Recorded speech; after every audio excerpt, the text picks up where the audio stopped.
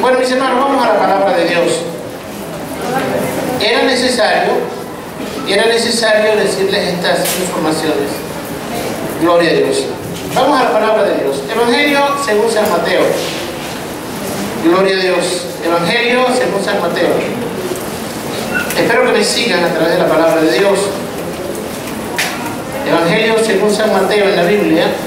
Gloria a Dios. Capítulo 3.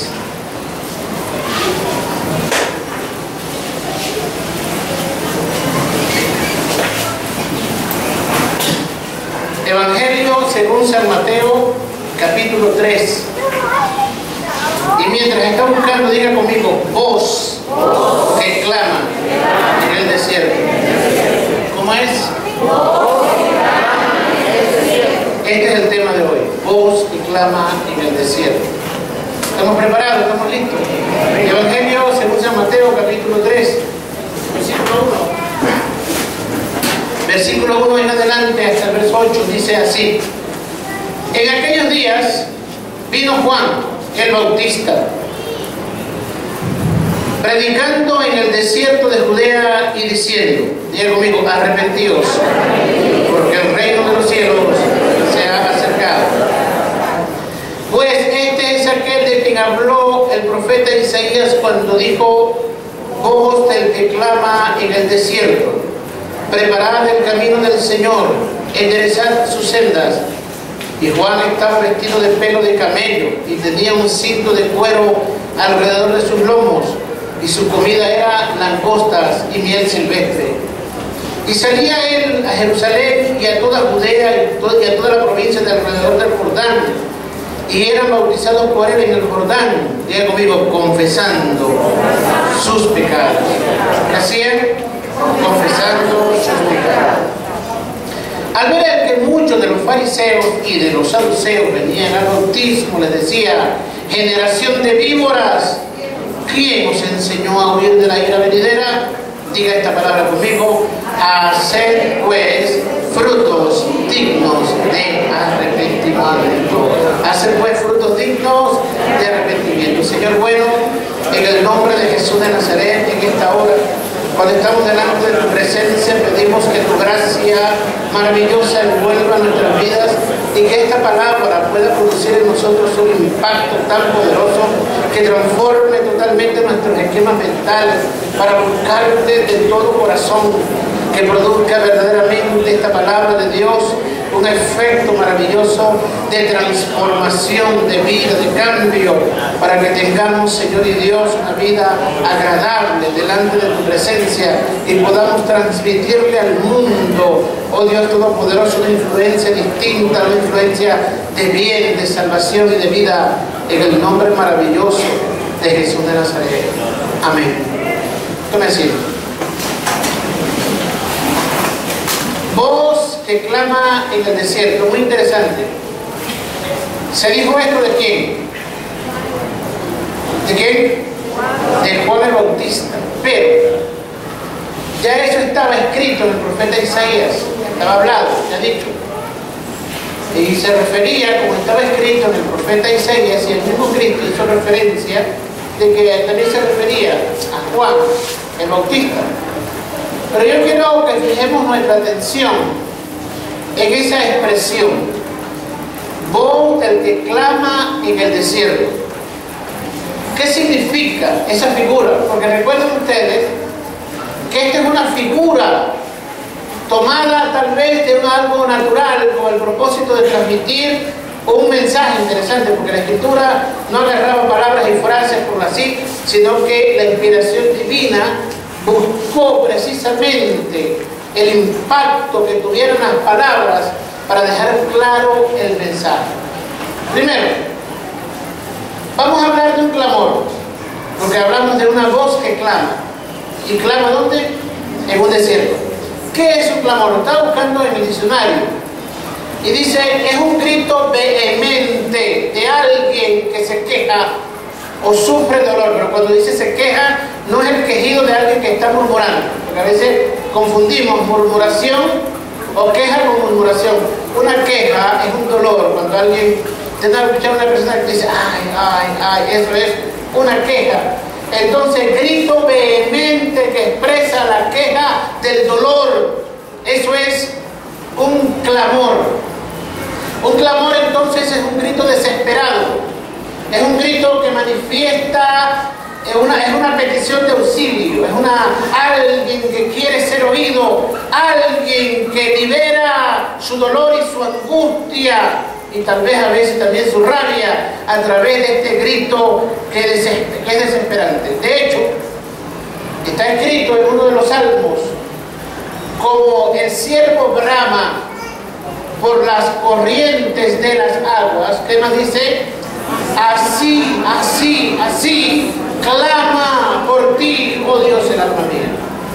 Y tal vez nosotros no entendemos la profundidad de esas palabras, como el siervo que brama, porque es ajeno a nuestra forma geográfica, pero el salmista, que vivía en partes desérticas, entendía claramente. El siervo es un venado grandote, un venado, vamos a llamarlo un venado distinto a que conocemos, más grande, más fuerte. Es mayormente característico del desierto, ciervo. Este venado grandote recorre grandes distancias para tomar agua, porque recuerden que en los desiertos no hay agua en cualquier parte. Existen unos riachuelos secos que se llaman wadis en el desierto, una palabra árabe que significa torrente, pero son torrentes que están vacíos en la mayoría del tiempo y que fueron hechos por causa de la forma de la tierra. Cuando llovió alguna vez y se hizo un pozo y por allí se fue y quedó ese camino hecho. Entonces, ¿qué pasa? Los siervos caminan 3 días consecutivos poniendo su nariz, ellos ponen la nariz y comienzan a olfatear, y también hacen uso de la memoria y comienzan a caminar desesperados. Imagínense ustedes, caminando 3 días por el desierto, y cuando llegaban al pozo donde ellos habían tomado agua alguna vez, se encuentran y desesperadamente comienzan a darle con la pata, desesperadamente, y comienzan a darle, y cuando se dan cuenta más caliente cada vez, ¿y qué hace? Él inmediatamente se pone hacia arriba y pega, pero un bramido, pero de horror, terrible, algo así como diciendo: ¡auxilio! ¡Me muero! ¡Denme agua! Entonces, eso es el clamor del siervo que brama por las corrientes de las aguas. Así que no es sino un grito desesperado, y él algunas veces quedan en el sitio muerto y otras veces siguen desesperados. Mientras más se acerca, ¿usted no le ha pasado alguna vez que por alguna razón se quedó varado en el camino y tiene sed, y entonces usted tomaría esta agua de charco? ¿Usted cree que no? Mire, creo que sí. Yo soy medio meticuloso. Y una vez tomé agua de charco. Me perdí en el cerro de Matasiete, en Margarita. Mire, eso es terrible. Vi una cosa así, y si es verdad, el ser humano es incapaz. Bueno, imagínese el pobre siervo gritando allí. Entonces el clamor, entiéndase, no es algo así como una oración, gloria a Dios, aleluya, santo, santo. No. El clamor es aquello que sale del alma, un grito desesperado. Entonces, cuando hablamos de una voz que clama en el desierto, ¿cuál es la idea? Es la idea casi transmitida del mismo siervo. Es la voz de alguien que está perdido en el desierto. ¿Qué dice el Salmo 107? Perdidos en la soledad y sin camino. O alguien que está perdido en el desierto. ¿Por qué no hay camino en el desierto? Es que no hay. El viento se lo llevó todo. Y el que está en el desierto pierde la orientación. Y luego no sabe dónde queda el norte, dónde queda el sur. Y no sabe, y va con la incertidumbre porque él quiso, y mirando a todos lados, y dijo: voy a caminar por aquí. Y no sabe si está caminando a lo largo de todo ese desierto, si está metiéndose más profundamente o si está saliendo. Entonces, ¿qué hace el que está en el desierto? ¡Auxilio! ¡Sálvenme! ¿Quién me oye? Voz del que clama en el desierto. ¿Están entendiendo esto? Es la voz de alguien que grita desesperadamente, pero que puede ser que nadie le oiga. Entonces, ¿por qué sale Juan diciendo eso? Yo soy la voz de uno que clama en el desierto. Era que estaba tan desesperado Juan Cierto que había desesperación, sí, pero él toma la figura de un grito sordo. ¿Qué es un grito sordo? Que nadie lo oye. Un grito desesperado, pero que no hay quien lo oiga para venirle a auxiliar.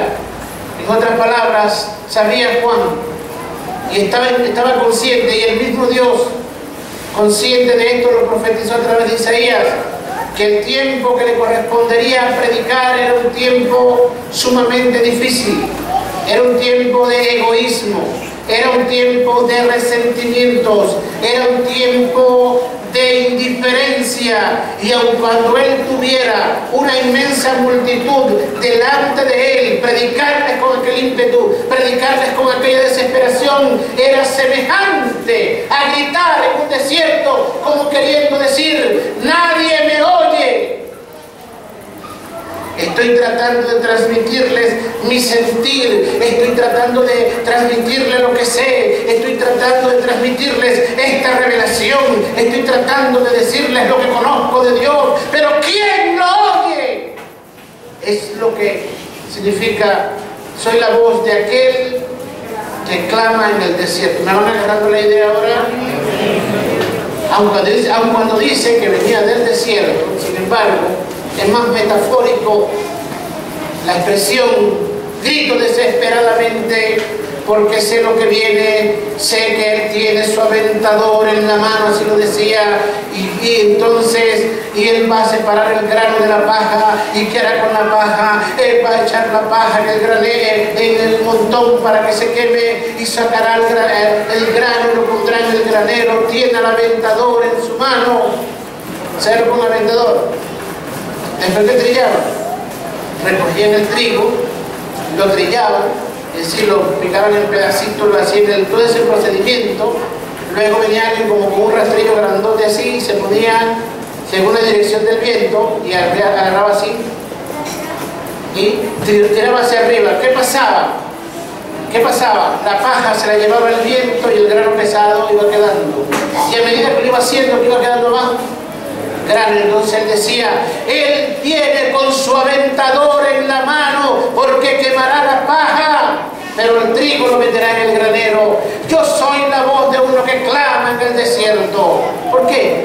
Porque de verdad era un tiempo sumamente indiferente, era un tiempo sumamente difícil, pero le tocó predicar en ese tiempo, y era como queriendo decir: ¿quién oye este mensaje?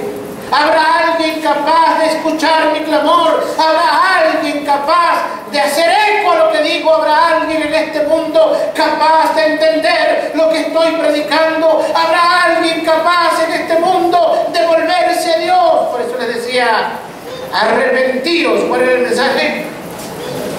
¿Cuál era el mensaje? Dígalo: arrepentíos. Dígalo bien fuerte: arrepentíos. ¿Cuál era el mensaje?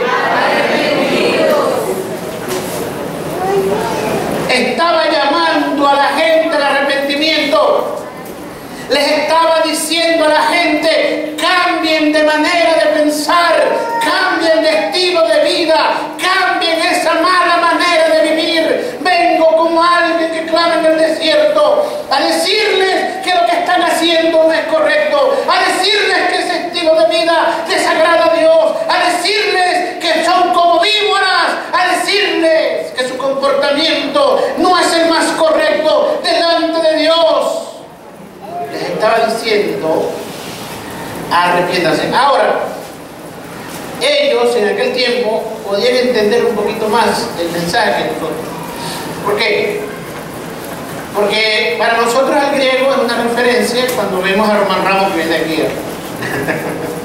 a predicar, y de vez en cuando el pastor Mago tiene una palabrita en griego.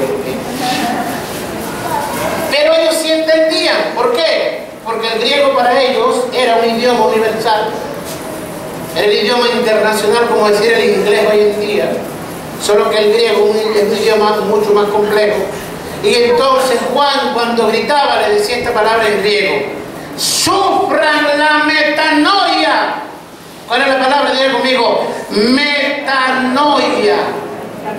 Era la palabra arrepentimiento, porque él no hablaba español, no hablaba barcelonés, hablaba arameo, hablaba latín, y hablaba también todo el mundo en aquel tiempo, el griego, pero como él tenía una audiencia internacional, porque usted se va a dar cuenta que vinieron soldados romanos, vinieron publicanos, vinieron gente del pueblo y vinieron religiosos, entonces tenían que utilizar el idioma universal. ¿Cuál era? El griego. Metanoia. La palabra meta, a los muchachos que estudiaron y que están estudiando han escuchado la palabra metamorfosis. En primer año ya comienza a verse, en sexto grado también. La metamorfosis, morfos en griego significa forma. Cuando dicen morfológicamente se refiere a forma, y cuando se dice metamorfosis se refiere al cambio de forma, lo que sufre el sapo. El sapito, por poner un ejemplo, él nace como una larva, un pescadito con una colita, ¿no lo han visto? Es así, una colita redonda con una colita, pero luego él va botando las colas y le va saliendo unas patitas, y luego entonces sale del agua donde vivía para entonces tener pulmones. Antes tenía branquias, ahora tiene pulmones, entonces comienza. ¿Y sufrió qué? Una metamorfosis. Pero en este caso, cuando decía sufran la metamorfosis, no decía sufran la metamorfosis, ¿qué decía? Sufran la metanoia, es decir, noia, mente, actitud, forma de vida, lo que tienes planteado en la mente como manera de vivir. Entonces era la palabra: cambien, sean transformados, sean regenerados, sean cambiados. De verdad que no era fácil predicar en un tiempo tan tremendo, decir a la gente que necesitaban cambiar su manera de vivir, porque cada quien defendía su manera de vivir. Es más, justificaba su manera de vivir. Le tocó entonces en ese tiempo a Juan. Por ejemplo, dice en el versículo 7 que se acercaron a él unos religiosos. ¿Cuál fue la palabra para los religiosos? Arrepentimiento. Ajá. Al ver que muchos de los fariseos y saduceos venían a bautizarse, ¿qué le decía el versículo 8? ¿Qué dice el versículo? Hacer pues frutos dignos de arrepentimiento. Fíjense, a ellos era la voz para ellos. ¿Cuál era la voz que clama en el desierto para los fariseos, saduceos religiosos?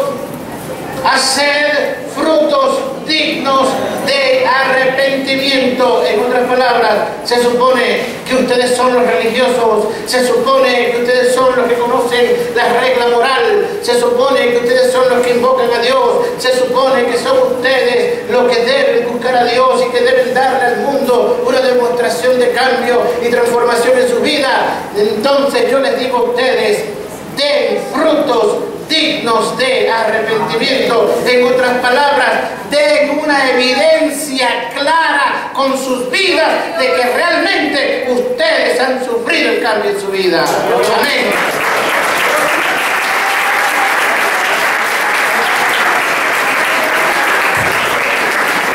¿Saben?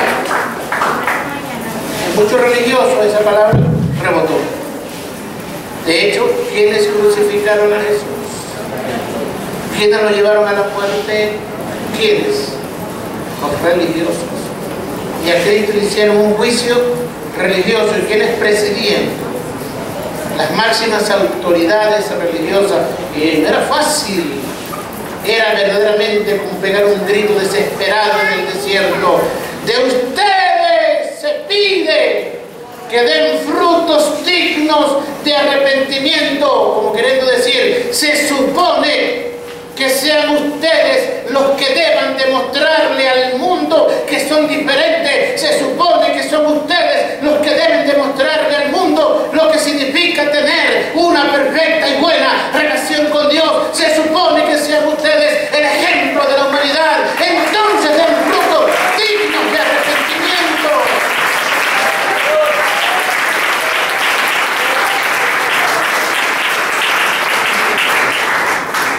Pero él estaba claro que no era fácil. Estaba claro que no era muy fácil. Y eso era decir, estoy como cuando alguien está en un desierto pegando gritos, a ver, que no, porque ¿qué es lo que hace? ¿Qué es lo que hace el que grita en el desierto? ¿Está viendo a alguien? No, porque si ve a alguien se desespera más. y grita más duro, aunque esté a 100 kilómetros, logró verlo por allá, incluso de repente es un vidrio que está por ahí y medio brilló y lo vio como una luz de esperanza y comenzó a pegar el grito más desesperado. Entonces él decía, es como esto, ¿quién puede oírme? ¿Quién puede saber lo que estoy diciendo? Así que mis hermanos queridos, era el clamor en el desierto hacia los religiosos, frutos dignos de arrepentimiento. Gloria a Dios. Bueno, si pasamos al Evangelio según San Lucas, precisamente el capítulo 3 del Evangelio de Lucas, donde hace referencia pues a esto mismo, solo que lo que no menciona Mateo lo menciona Lucas, capítulo 3. Vamos a ver, aleluya, a quién siguió hablando y cuál era el mensaje para las distintas personas. En este caso, a los religiosos hacer frutos dignos de arrepentimiento, pero a los indiferentes de la situación de los demás, cada quien vivía su propio interés, cada quien vivía su propia vida. Lucas capítulo 3, vamos a leer el versículo 10 y 11, y la gente, o sea, indistintamente, aquí no se trata de religioso, sin ninguna mención digas conmigo a la gente. O sea, todo el mundo aquí viviendo como vivía, cada uno en lo suyo. ¿Qué les decía? Cuando la gente preguntaba diciendo, ¿qué haremos? ¿Qué les decía él? Versículo 11. Y respondiendo les dijo, el que tiene 2 túnicas, dé al que no tiene, y el que tiene que comer, haga lo mismo. Aleluya. No era fácil lo que estaba pidiendo. Y por esa razón, entendiendo claro, decía, soy la voz que clama en el desierto. Soy la voz que clama en el desierto para ver si alguien me oye. ¡Auxilio! ¿Quién me oye? Para ver si alguien me oye. En otras palabras, les estaba llamando a dejar la indiferencia, a ser más sensibles, no a ser egoístas, no hacer girar la cosa solo en torno a sí mismos, sino que les decía a la gente, compartan con el que no tiene, hagan lo que puedan por el necesitado, no sean indiferentes. Observe bien que no dice, entrégale las 2 túnicas, como dice, si tienes 2, comparte una. No es que quiere decir que te quedes sin túnica. Atención. Sí, hay que entender claramente la palabra de Dios. Entonces les llamaba para que no fueran indiferentes, pero luego llegaron ¿quiénes? Veamos en el versículo 13 del capítulo 3 de Lucas. Gloria a Dios. Aleluya. Vinieron, versículo 12. Vinieron también ¿quiénes? Unos publicanos para ser bautizados y les dijeron, maestro, ¿qué haremos? A ellos ¿qué le digo? No exijáis más de lo que está ordenado. ¿Quiénes eran los publicanos? Funcionarios del gobierno, funcionarios del Estado. Ellos eran los que se encargaban de cobrar los impuestos. Desde que el mundo existe y que se han cobrado tributos e impuestos en el mundo, por lo general el cobrador del tributo recibe una porción de lo que él cobra. Aquí en Venezuela igual, los fiscales que cobran el tributo, ellos reciben creo que hasta un 12% de lo que ellos colectan, aparte de su sueldo. También ellos, ¿por qué lo hacen? Para que sean implacables, porque saben ellos que si dejan de cobrar una multa o dejan de cobrar el impuesto que deben cobrar, ¿qué es lo que está pasando? Ellos reciben menos. Entonces siempre, toda la vida, toda la historia universal, desde que se cobra tributos, al cobrador de impuestos le toca un porcentaje de lo que él cobra. Y entonces, ¿qué pasaba con los publicanos? Se pasaban. Si la gente tenía que pagar el 10%, el publicano venía y decía, mira, usted tiene que pagar el 20%. ¿Qué pasaba allí? Del 10%, que es legal, él ya recibía un 10%, más estaba recibiendo un 10% de más, y la gente decía, pero bueno, si no va a pagar, quítale la chivita, quítale esto, quítale así, o preso. Una cosa tremenda. Entonces, ¿qué le decía a los publicanos? A gente ambiciosa, pueblo, hermano, a gente que no le importaba absolutamente nada de la situación que estaba viviendo el pueblo, que para completar estaban pagando impuestos ni siquiera para su nación, sino que estaban pagando impuestos para el imperio romano, que era el que se llevaba todo para fortalecer nada menos y nada más al ejército que los oprimía. Una cosa tremenda. Entonces, con este tributo que yo estoy dando, estoy alimentando el soldado que levanta su espada para oprimirme. ¿Qué le parece? No era fácil pagar. Y para completar, eran bien odiosos. ¿Saben por qué? Porque la mayoría de los publicanos eran judíos. Y era más terrible todavía ver odioso a un judío que cobra impuestos para el imperio romano sin dolor alguno. Era entonces gente despiadada, y por eso dirigirle un mensaje como este a esas personas era: ¿quién de ustedes es capaz de oír? ¿Quién de ustedes es capaz de dejar sus ambiciones a un lado? ¿Quién de ustedes es capaz de dejar su hambre por el dinero mal habido para volverse Dios? Amén. Sigue siendo una voz que clama en el desierto.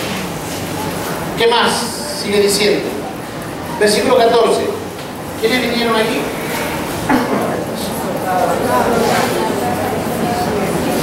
También le preguntaron unos soldados diciendo: ¿y nosotros queremos? ¿Qué le dijo? Número 1, no hagáis extorsión a nadie. Número 2, no calumniéis. Y número 3, contestaos con vuestro salario. En este caso, los soldados eran lo que hoy en día es el ejército, o bien el policía. Ya, era lo mismo para ellos. El funcionario público establecía el orden y le decía: no hagáis extorsión. Como ellos eran los que tenían la autoridad, ellos podían detener a la gente. ¿Qué hacían?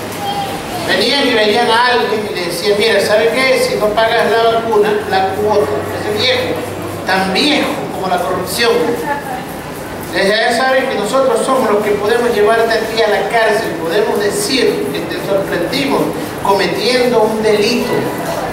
Y esto se llama entonces extorsión. Y la gente, con rabia, tenía que darle a ellos su cuota mensual o semanal, porque ellos llegaban tocando la puerta, allí estaban, o sea, se aprovechaban de la autoridad que tenían. Y entonces, aun cuando ellos tenían un salario, y tal vez bueno, el salario que tenían en aquel tiempo, entonces extorsionaban a la gente y los calumniaban. ¿Saben lo que es calumnia? Parece que nosotros tenemos una idea de calumnia. Calumnia es cuando alguien acusa a otro sabiendo incluso que no, la persona es culpable. Eso se llama calumnia.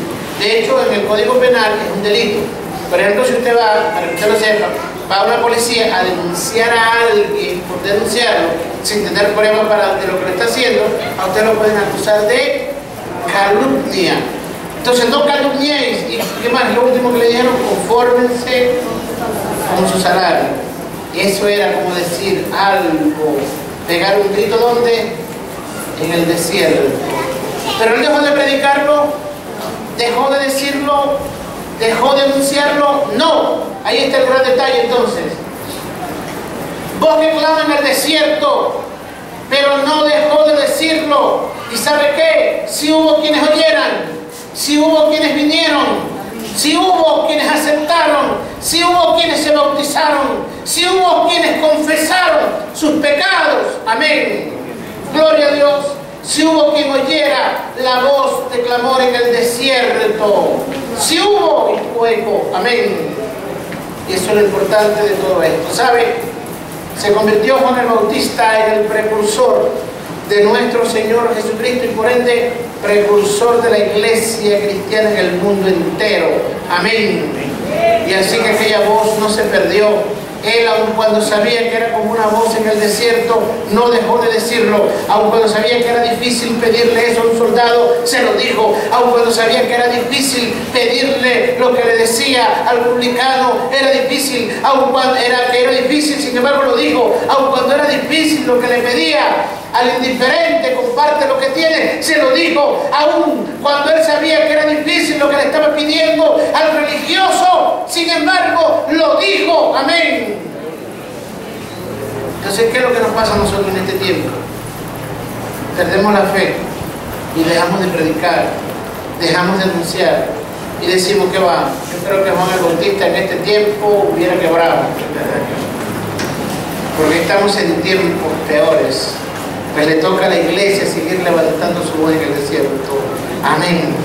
Le toca a usted y a mí, aleluya, seguir levantando esta voz en el desierto, en este tiempo de indiferencia mayor, en este tiempo cuando el mundo ha perdido su valor, en este tiempo cuando el mundo ha perdido la moral, en este tiempo cuando ya está completamente torcido el mundo. La iglesia debe seguir pregando sus gritos, y aunque pareciera como una voz en el desierto que nadie oiga, habrá alguien que oiga, habrá alguien que venga, habrá alguien que se arrepienta, habrá alguien que venga a pedir perdón.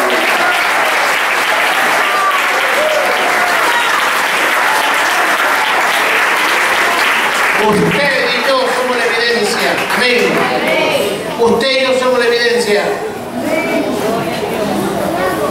Oímos aquel grito en el desierto de este mundo. Oímos una predicación que parecía ineficaz.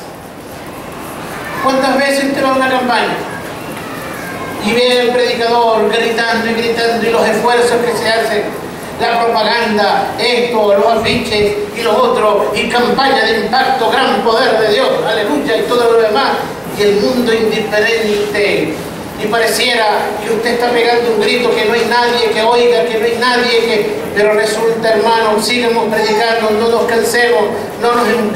Hay gente que ya perdieron la fe, ya quieren solamente pura estrategia interna. No. Sigamos anunciando, aunque parezcamos que es nuestra voz en un desierto, habrá alguien que oiga. Y de hecho, cuando estaba en eso, viene un jovencito. Un hombre joven, apuesto, en su pleno vigor, se viene acercando a él. Y cuando Juan lo vio, algo le pasó a Juan. Entonces aquel le dijo a Juan: bautízame. Y él le dijo: no, bautízame tú a mí. ¿Y qué le dijo aquel joven? Aquel joven de 30 años le dijo: no, conviene que cumplamos con toda justicia. Y aquel día, cuando aquel jovencito fue bautizado delante de aquella inmensa multitud, se escuchó una voz tronante en el cielo que decía: este es mi Hijo amado, en el cual tengo complacencia. Y todos vieron cuando una paloma descendió del cielo y se estrelló contra el cuerpo de aquel joven que salió de allí lleno del Espíritu, y que fue al desierto a buscar la presencia de Dios para luego retornar al lugar donde se había criado en el poder del Espíritu, dice la Biblia. Amén.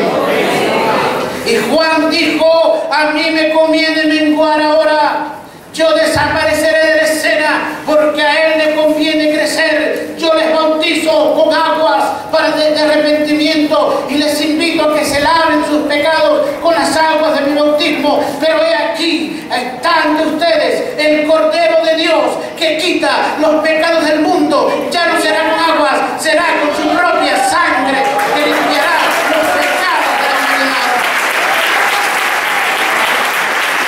Y aquel grito en el desierto tuvo un eco eterno, que después de 21 siglos aquí estamos nosotros en este día, y cientos de miles y millones de hombres y mujeres en el mundo entero invocando el nombre de Jesucristo. Aleluya, cambiando sus vidas, siendo transformados. Aleluya, sufriendo la metanoia. Aleluya. Ese cambio maravilloso de mente, de actitud, que se produce en lo más profundo, porque no se trata de que esta experiencia es aprenderse el manual. Cuando usted compra un teléfono, le dan un manual, a veces complicadito, pero ahí le dice todo, entonces usted se lo aprende. No, aquí no es un manual, aquí eso es una cosa maravillosa que se te mete dentro del alma cuando llegas profundamente a la convicción de sentirte un pecador y ya no quieres. Lo primero que sucede en tu vida es una contrición. ¿Qué es la contrición? Es una tristeza, te sientes vacío, te sientes seco, te da vergüenza y esa contrición te conduce luego ¿a qué? Al arrepentimiento. ¿Quieres cambiar? Eso es desear cambiar. Quiero cambiar, no quiero ser pecador, no quiero ser más este miserable, no quiero ser más este sinvergüenza, no quiero ser más este vagabundo, no quiero seguir siendo más este impío. Quiero, pegando un grito de desesperación, buscando al cielo, viene la presencia maravillosa del Espíritu Santo y sucede esa transformación y ese cambio. Y entonces lo que sucede después del arrepentimiento se llama conversión. Amén. Eso sucede. Ya conmigo, contrición, arrepentimiento, conversión. ¿Estamos claros? ¿Qué significa convertirse? ¿Será convertido alguien que diga, por la señal de la Santísima Cruz?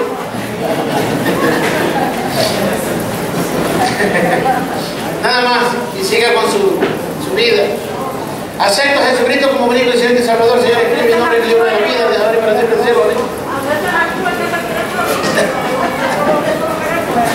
Podemos aprender de memoria una oración, ¿verdad? Sí, acepto a Jesucristo como único y Salvador. Escribe mi nombre en el libro de la vida, desde ahora y para siempre. ¿Ya? ¿Será eso? No es así, es una contrición primero. Esa contrición llega, contrición, ese dolor, eso que se te produce ahí adentro, eso que te quebranta. No se quede solo en el quebranto. ¿Sabe que hay gente que se queda en el quebranto y confunden contrición con arrepentimiento? ¿Saben? Sí, sí. ¿Qué tienes? Estoy arrepentido de haberte pecado. Le dice ese marido violento a su mujer: estoy arrepentido de mi vida, de verdad. En ese momento él siente dolor por lo que hizo. Pero eso no es arrepentimiento. Arrepentimiento es que nunca más le puso una mano encima violentamente. Eso es arrepentimiento. Pero que es bueno que suceda la contrición, porque la contrición, ¿qué más? Es el camino, es la puerta que te lleva al arrepentimiento. El arrepentimiento práctico te lleva ¿a qué? A la conversión. Estoy convertido. ¿Y qué le pasó a ese? Está transformado. Aleluya. ¿Sabe una cosa? Es tan poderoso esto. Y no es blasfemo esto que voy a decir. Ese joven del que le estoy hablando tenía una ocupación, era carpintero. Y él entonces allá en Nazaret, donde él ejercía su trabajo, su oficio, trataba con la gente. Como era carpintero, pues entonces la gente iba allá donde él estaba. Mira, esta mesita así, yo la quiero de 3 patitas, así más o menos, así pasada, no sé qué, de madera tal, que no, eso cuesta tanto. Porque el carpintero de que él le ponía precios, él no hacía, abra para esto, serrucho, martillo, las herramientas del momento. Y todo el mundo lo conocía como el carpintero, pero el día que él se fue al desierto y regresó, y dice la Escritura, en el poder del Espíritu, cuando aquel carpintero llegó a aquel lugar y hablaba, y su mirada, y su rostro, y sus palabras, la gente decía: ¿no es este el carpintero? Este no es el carpintero. La gente no lo podía creer. Sí, sí, es el mismo. ¿Y de dónde esos milagros? ¿Y de dónde esas palabras? No es este, no es, sí, sí, sí es. ¿Acaso no es el hijo de fulano y de sultano? La hermana de él no es la que tiene también la bodeguita en la esquina. ¿Por qué? ¿Qué pasó? El mismo Cristo vino, como diga conmigo, convertido. Amén. ¿De qué se convirtió? ¿Que el pecador? No, se convirtió del simple ciudadano común, con toda su vida pulcra, con toda su vida de santidad. Se convirtió ahora en un agresivo predicador lleno de la gloria de Dios, que sentía la necesidad de decirle a la gente: esta escritura se ha cumplido hoy delante de vosotros. Aleluya. Ser salvo, ser sanado. El simple hombre ocupado de sillas y de mesas ya pasaron a un plano muy inferior, las sillas y las mesas. Ahora quiere anunciarle al mundo esta salvación, ahora quiere anunciarle al mundo esta vida, ahora ve a los enfermos y los sana, ahora ve al ciego y le da la vista, ve al mudo y le da el habla, ahora siente necesidad de hablarle a la gente de la maravilla de Dios. Y continuó el mensaje de Juan el Bautista cuando dijo: arrepentíos y convertíos. ¿Y qué más le dijo? Diga conmigo: y creed en el Evangelio. Amén. Eso fue lo que nos dijo Juan el Bautista. Así que sigamos, hermanos, pegando nuestro grito en el desierto. No pierda la fe. En este tiempo de matrimonios raros, de homosexuales, de lesbianas y de gays, de cuestión, cuando ahorita el gobierno se pone de rodillas a pedirles perdón, se le ocurrió a uno de los altos funcionarios del gobierno llamar mariposón al otro candidato, el candidato de la oposición. Inmediatamente lo pusieron de rodillas a pedir perdón, a disculparse. En tiempo tan terrible, cuando las legislaciones de los países, en las constituciones de los países, en las leyes de los países se convierte en derecho semejante cosa, nos ha tocado a nosotros, hermanos queridos, alzar nuestra voz en el desierto, a decirle a la gente que hay un camino totalmente distinto en la vida de los hombres, el Evangelio de nuestro Señor Jesucristo, con toda su moral, con toda su santidad, con todo el cambio, con toda su santidad. Aleluya.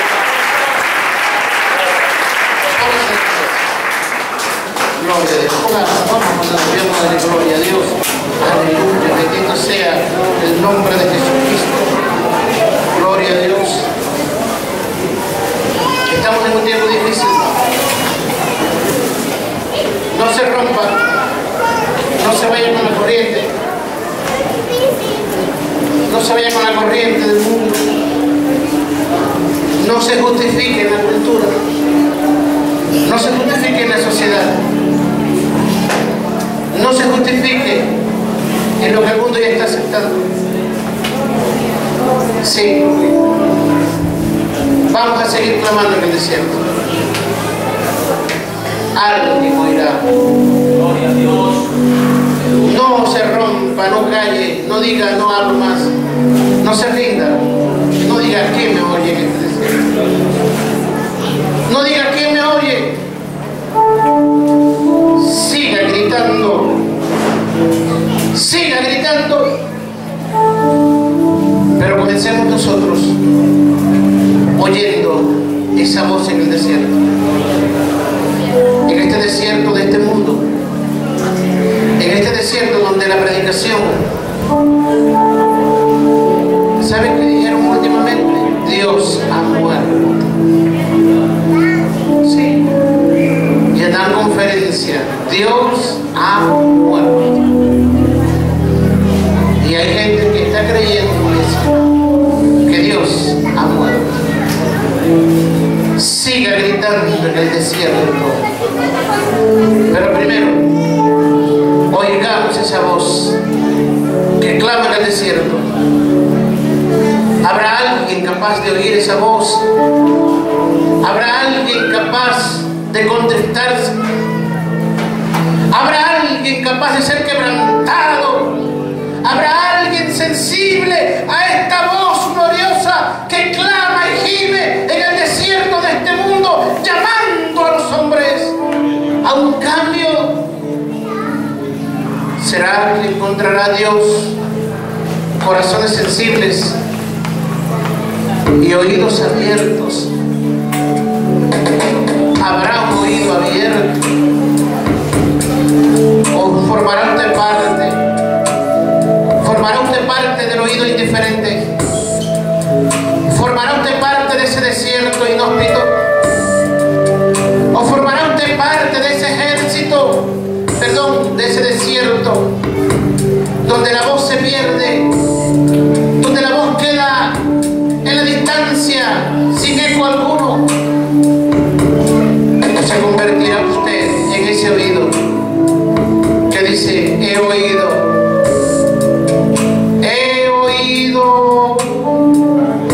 la voz que